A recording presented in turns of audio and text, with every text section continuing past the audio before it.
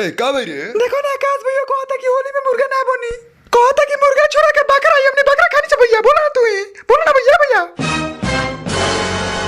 मुर्गा बनी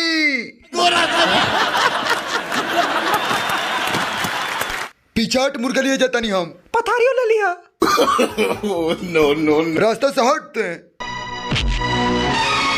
अब की के होली में मुर्गा ना बनी। देखो तानी कि किन सरऊ हमरा के मुर्गा बनाए से होली में रोका तारन। तो तोरा दम बता वहां से जाके दिखाते हैं।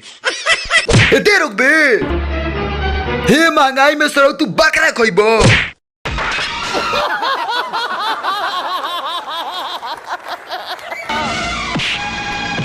ए होली में मुर्गा ना बनी। होली में अब की मुर्गा बनबे करी। अब की को होली में ना बने दे। तोर बाप रोके ना के मुर्गा ना बनी तो ना बनी।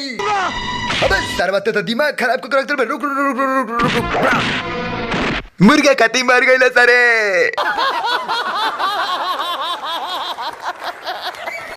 तो भाई लोग होली के कॉमेडी क्वेश्चन लागल खो, अगर पसंद आइल तो वीडियो को लाइक कर दलो और इसने भोजपुरी में और ही मजेदार कॉमेडी देखे खातिर हमारे चैनल के सब्सक्राइब कर लो। तो जाके देखो लो, चैनल में बहुत सारा वीडियो बा और सब्सक्राइब कर मत भूलिए लो।